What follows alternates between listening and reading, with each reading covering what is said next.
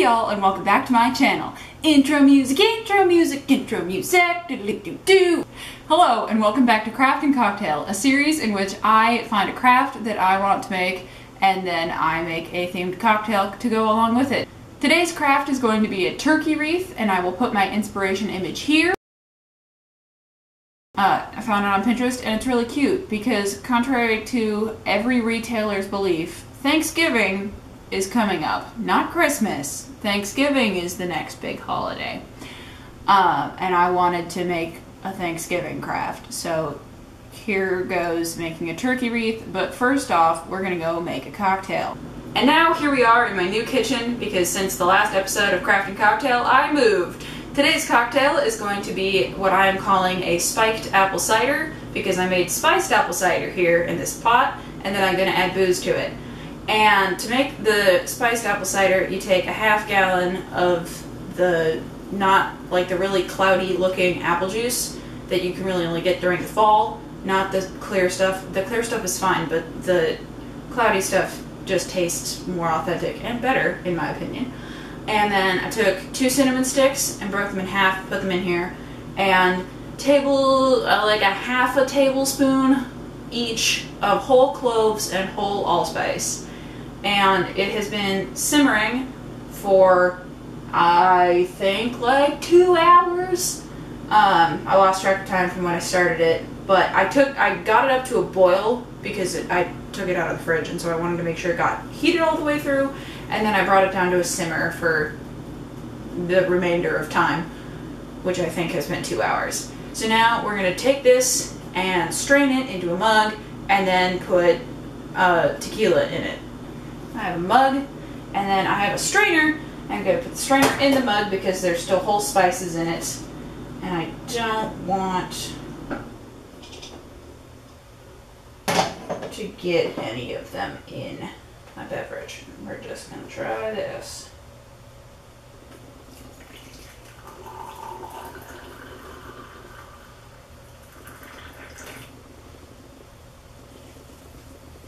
Perfect. Conveniently, the lid of my pot has a strainer, and also my pot has a pour spigot, so this whole system was really easy. But I got a strainer because I didn't know which pot I was going to use, and I forgot that I had this one with pouring abilities and straining abilities. So I don't really need a strainer, but because nothing came out of that pot, but hey, I was really prepared. And now, for my booze of choice, I have chosen tequila. I have El Jimador because it's my favorite brand, and I'm going to put 2 ounces in because I want just a little bit more of a shot, but I don't want it to be like an alcohol heavy cocktail. I just want I want this drink to warm me in more ways than just temperature. Want to get a little bit boozy, but not too boozy. And, you know, it's a completely appropriate cocktail to be drinking today because the high in Montgomery was 80. So there's nothing quite like drinking a steaming hot mug of apple cider when it feels like the dead of summer, but it's November. And now we're going to stir it around, make sure tequila gets mixed in, and then we're going to take a taste. And I'm assuming it's going to taste like Christmas, and I'm so excited.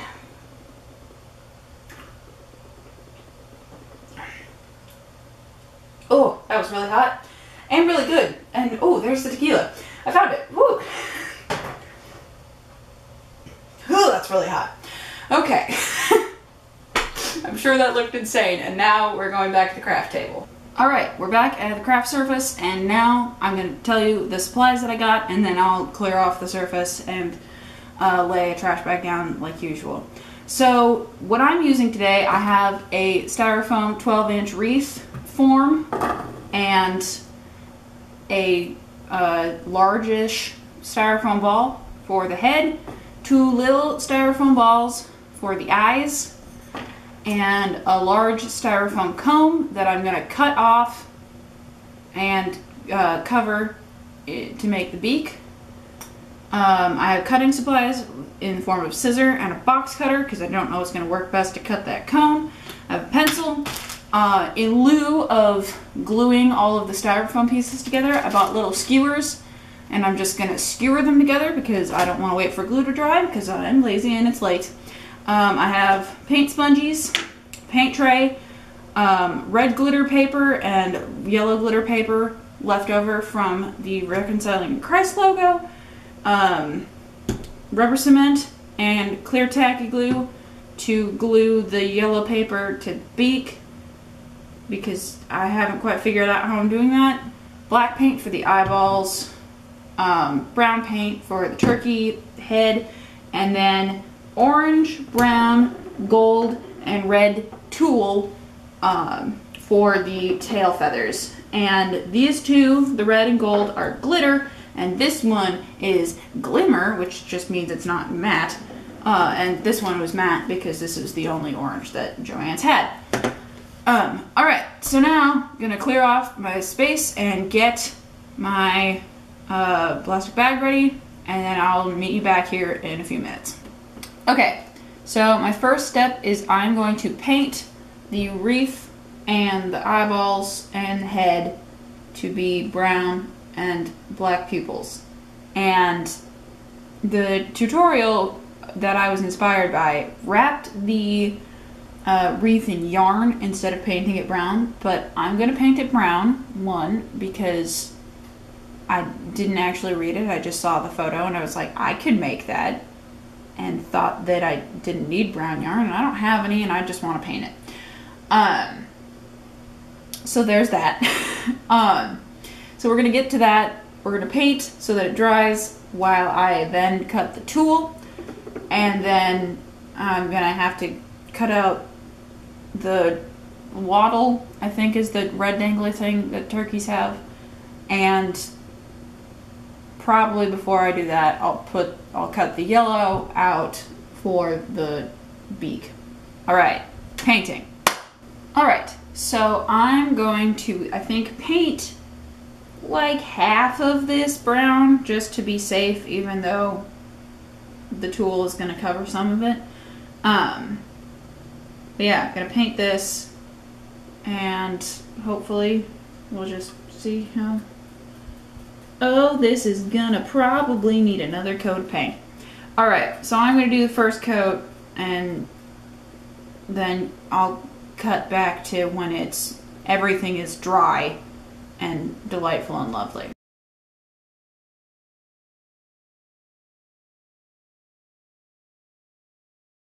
Okay, so I'm realizing that painting is going to take a lot of waiting for paint to dry, as it always does. So I'm going to move on to the beak. So I'm going to cut this down and then trace around it on the back of this yellow glitter paper as a template, and then glue it using either rubber cement or tacky glue, which is then just waiting for more things to dry. And I'm aware of that, but I can wait for more things to dry simultaneously, and that just seems like a better use of my time. So I'm going to cut this, and I have a feeling the box cutter is going to be the best way to go. And I think for like the size of his head, if I just cut this like half, like straight down the middle this way, it's going to be the best. But I'm going to cut it at like 2/3 just to make sure I'm in agreement with that, because I can always cut more.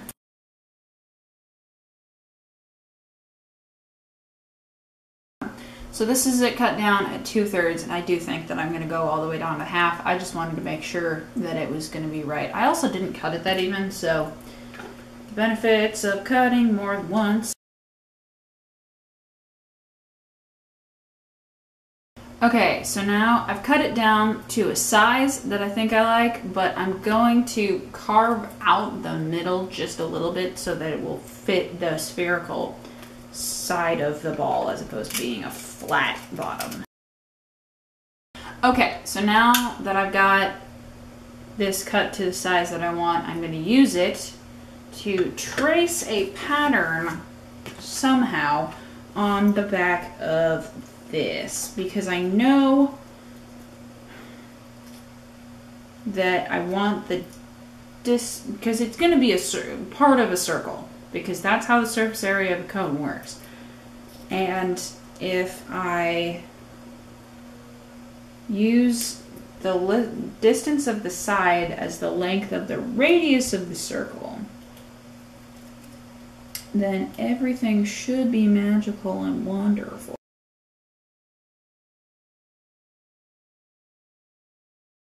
Okay, so now I have traced out roughly a circle that has the same radius as the length of this cone.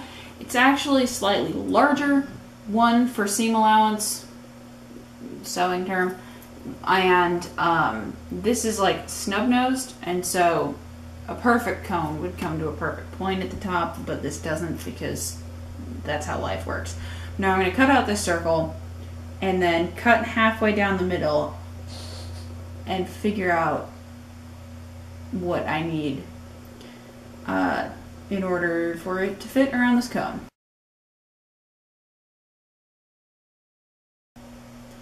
So upon cutting into it halfway through and trying to like twist the cone around a little, at the 270-degree mark, which is like a quarter of the pie, one is folding and two is still looking far too large to be, you know, clothing for this cone. So I'm going to cut it, and hopefully that will aid me in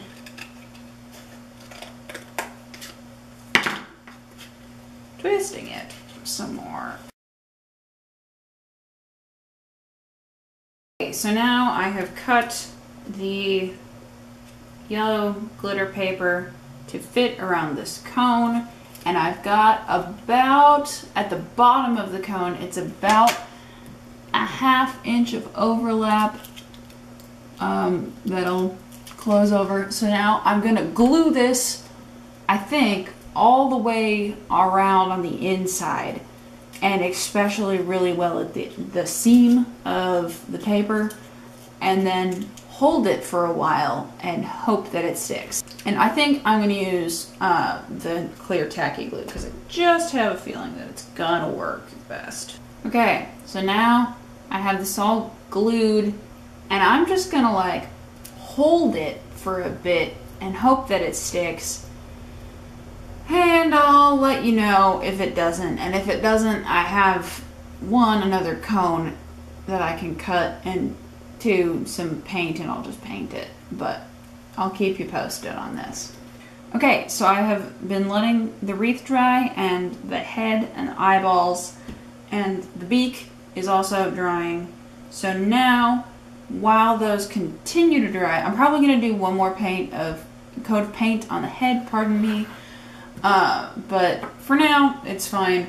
I'm going to start cutting the tulle. And the tutorial says that I should have 30 strips of tulle that are like 18-ish inches long, which is convenient for me because I know exactly how long 36 inches is on my body, because that's a yard, and when you work with fabric a lot, you need to know how long a yard is on your body. And by that I mean holding it in one hand and then from here where 36 inches is. And for me, it's extremely conveniently where my bra strap hits me. So I'm going to go ahead and measure out off of the roll how much I need. And then I will get back to you.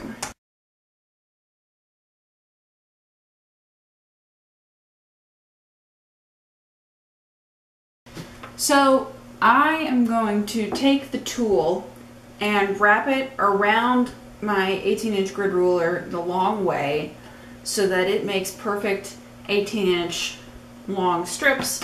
And then when I'm all done wrapping, I will just cut it at each end, and then I'll not have to cut so much.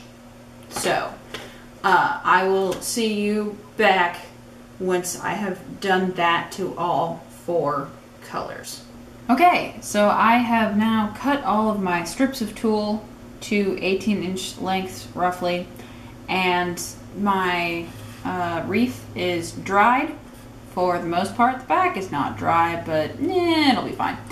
And now I'm going to tie these strips onto the wreath, and I'm gonna leave about I'm gonna say, if like we're thinking of it as a clock, from 2 o'clock